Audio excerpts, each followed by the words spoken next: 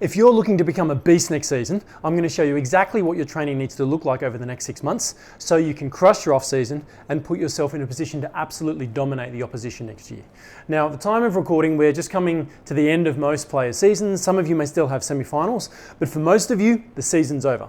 So now what? Those that are less motivated or perhaps easily influenced by the normie types will probably tell you to take a few weeks off and relax, you don't want to overtrain, or some other kind of pusillanimous garbage like that. But I'm guessing that seeing as you're watching this video, you're either someone who wasn't entirely happy with their last season and wants to have a crack at making their next season their best season, or you're someone who dominated this year and you want to get even further in front of the opposition by next year. So if you do want to bring a better version of yourself into the next season, you need to start working hard, and you need to start working hard right now. So, what does that look like?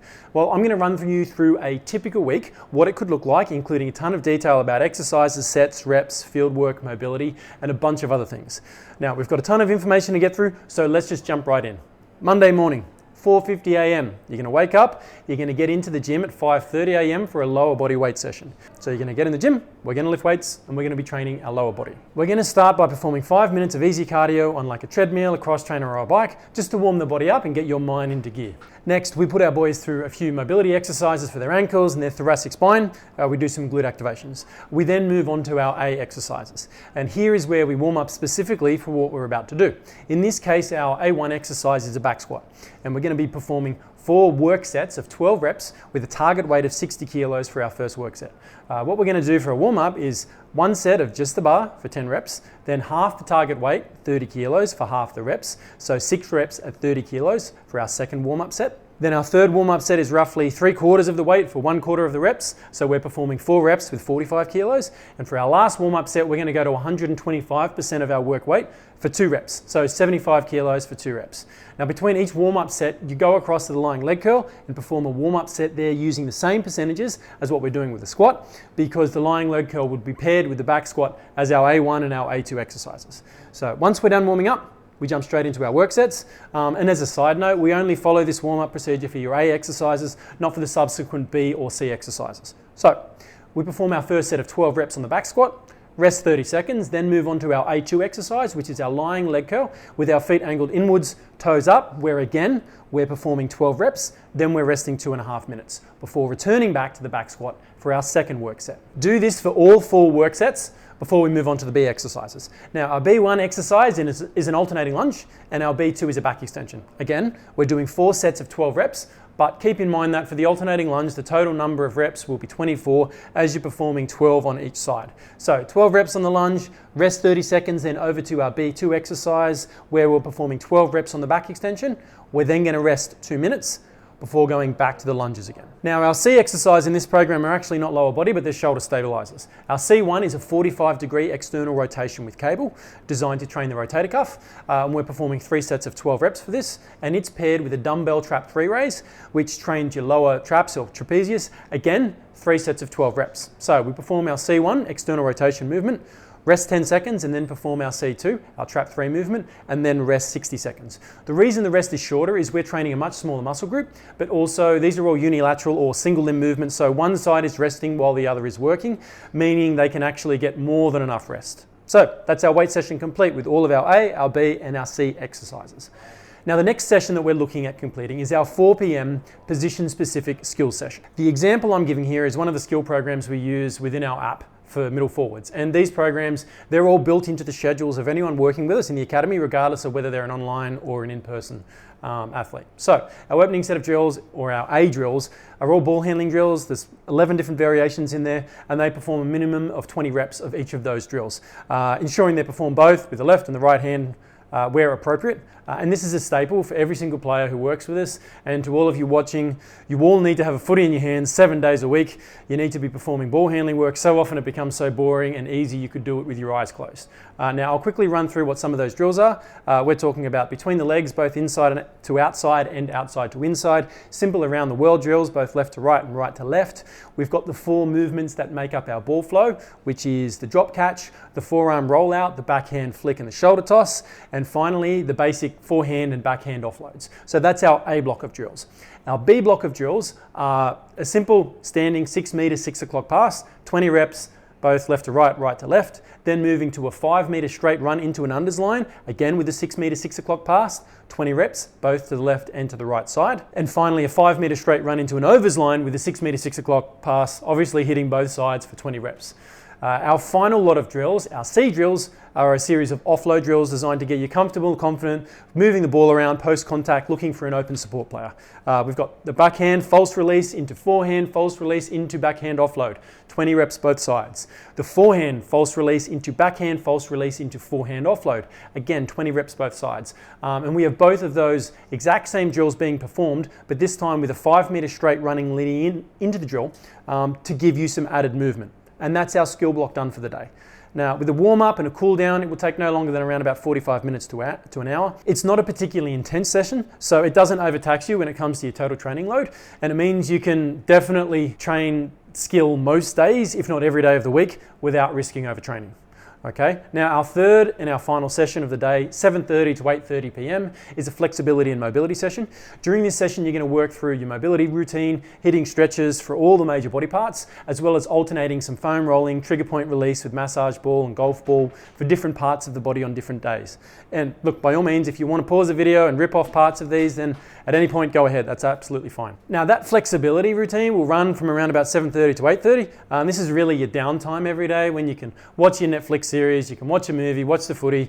If you must fart around and waste time on your phone, this is the time to do that while you're doing your stretching. And again, look, this is very generalized, but you want to hit the following areas. If you think of working from the ground up, from your calves up, that tends to ensure that you're not going to miss anything. Start with your calves, into your hamstrings, quads, hip flexors, glutes, adductors, your T-spine mobilization, your lats, your pecs, and your external rotators. Now, I've just given you 10 different areas. If you spend at least 5 minutes on each area, obviously working both left and right sides where appropriate, it leaves about 10 minutes for you to do something extra, some extra work on troublesome areas specific to you and your body. Now, like I said, you should be finished by about 8:30, so you can go to the bathroom, brush your teeth, set your alarm, hop in a bed without your phone. If you need something to help your eyes get tired so that you can go off to sleep, turn on a bedside lamp and grab a book, the old-fashioned things that are made out of paper, and read for 10 or 15 minutes till you get tired eyes before you go to sleep. So 8:50 p.m., you want to be asleep, okay? Now this is day one, okay? Let's have a look at day two. So Tuesday morning, 4:50 a.m., you're going to wake up. 5:30 a.m., upper body weight session. So we're going to get in the gym again, we're going to lift weights. This time we're doing our upper body instead of our lower body. You're going to start by performing again 5-minute easy cardio, treadmill, bike, cross trainer, warm up the body, get your mind into gear just like we did on Monday. Next we go through the same mobilization work for our calves, our T-spine. This is time to get some activations in for our shoulders, and we then move on to our A exercises. And here is where we warm up specifically for what we're about to do. In this case, our A1 exercise is a 30-degree dumbbell chest press, and we're going to be performing 4 work sets of 12 reps with a target weight of 17.5 kilo dumbbells in each hand for our first work set. So what we're going to do for a warm-up, 1 set of 5s in each hand for 10 reps, then half the target weight, so 9 kilo dumbbells for half the reps. So 6 reps at 9 kilos for our second warm-up set.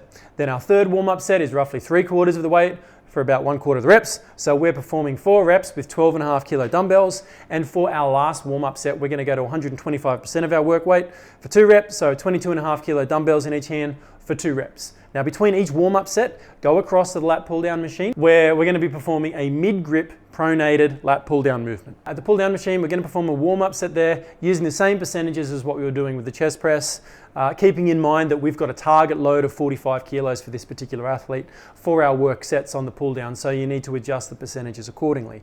Now once you're done warming up, we jump straight into our work sets. And we mentioned on the lower body day, only follow this warm-up procedure for your A exercise, not for any subsequent B or C exercises. So we get that first set in, 12 reps on the 30 degrees chest press, rest 30 seconds, then move over to our A2 exercise, which is a mid-grip pronated lat pull-down, where again, we're performing 12 reps. We're then going to rest for 2 minutes before returning to the chest press to perform our second set. Do this for all 4 sets before we move on to our B exercises. Now our B1 exercise is a seated dumbbell shoulder press, and our B2 is a seated row to stomach with a semi-supinated grip. Again, we're doing 4 sets of 12 reps, so 12 reps on the press, rest 30 seconds, then over to the B2 exercise where we're doing 12 reps on the row, resting 2 minutes before returning to the shoulder press. Now once we've completed our 4 sets, just like on our last block, we're going to move over to our C block of exercises. C1 is a 60-degree incline dumbbell bicep curl, 12 reps with a 10-second rest into our C2 exercise, which is a decline dumbbell skull crusher. Again, 12 reps before having a 90-second rest. And we're going to be performing 3 sets of 12 for these exercises. Now, the reason the rest is shorter is we're training a smaller group of muscles than in our A and our B exercises. Very simple. So look, that's our weight session complete with all of our A, our B and our C exercises. That's that one done. Let's jump ahead to the next session, which is going to run from 4 until 5:30, which is a combined session. It's a 4-kilometer road run combined with your skill program. So we get your 4K road run in, timed, after which we go straight into the same skill session that we completed yesterday. The whole session will take somewhere between 75 to 90 minutes. Should have you finished by 5:30 p.m. Third session of the day, flexibility and mobility, same as what we did on Monday, and it will be basically the same each and every day, with the exception of you perhaps spending a little more time on areas that might feel tight. If a hamstring is a little bit problematic, you might use a massage ball to get stuck into it, or you might need to foam roll your quad or your ITB to take some pressure off your knees. Regardless, get your mobility work in, and you can get in bed just before 9 a.m. That's day 2 done. Now, day 3, or Wednesday. It's a rest morning. You can have a sleep in, get up, and you can go to school just like normal. In the afternoon, 4 p.m., Wednesday is one of your biggest sessions of the week. It's your field session plus skill session. So your field session is going to consist of a warm-up, a speed, acceleration, and change of direction block, or 2 blocks. It really depends on your goals and where you currently sit. And then conditioning, which again could be 1 or 2 blocks. You're going to be following this. You're going to go straight into your skill block, the same one that you did on Monday and Tuesday. Okay, so let's have a look at what that field session actually looks like. Now, as mentioned, we've actually got 4 distinct blocks here, as well as your warm-up. The first 2 blocks are going to be speed, acceleration, change of direction based, and the second 2 are going to be conditioning based, one being a little bit shorter and more game-like, and the other one being longer. So for a warm-up, we're going to keep it really, really simple. You're going to go for a run/jog for like 800 meters to a kilometer. We then have a 40-meter run-throughs at 60, 70, 80, and 90%, because what we found is that the best warm-up for any activity is the same activity, just performed at a lower intensity, and then gradually increasing that intensity as the body warms up until you're close to the intensity that you intend to work at. We then give the boys a few minutes to stretch or loosen up any particular areas that they personally think need attention for them and their body, and then we jump straight in. Okay, so our first work block is going to be the 5-0-15 drill. They'll perform 12 reps of this drill with 2-minute rest between each rep. The next drill is an Illinois run. We're going to run 8 reps, alternating the starting side with 2 minutes rest between each rep. So there are our 2 speed, acceleration, change of direction blocks. Next, we're going to move on to the first of our con blocks with a suicide drill. So it's a suicide short, meaning we hit a 3, 6, 12, 24 meter marker, returning to the goal line after each marker, and we're going to perform as many reps as we can within a 3-minute period, rest 2 minutes, and then repeat for a total of 4 work sets. Now, our final con block is a 4 in 5 drill. Basically, we're looking at completing 4 laps of a footy field using the sidelines and the goal line as a boundary, and the goal is to run 4 laps as fast as you can, eventually being able to hit it in 5 minutes or less. So 1 rep is 4 laps, we rest 4 minutes, and then we repeat for a second rep. And that's our field session completed, but we're not done yet. This is, like I said, this is a big session because it's a combined session. So after a brief 5 to 10 minute break, have some water, you're going to go straight into your skill session. Now, once you've completed it, our last session of the day is the same as Monday and the same as Tuesday. It's your mobility work in the evening, 7:30 to 8:30 p.m. Simple as get to bed, get some sleep. Now, Thursday is exactly the same as Monday. Nothing to change at all. Whatever we do on Monday, we're doing exactly the same thing on Thursday. But Friday is a lighter day than Tuesday. We do have an upper body in the morning, same as what we did on Tuesday, but the afternoon isn't the road run and skill just like Tuesday. It's just the skill session. Okay, so get the skill session in. The mobility is your third session in the evening, is the same as the rest of the week, and we're done. Okay, that's Monday to Friday. Let's have a look at Saturday, where we start with a morning 4-kilometer road run, timed of course, followed by a skill session.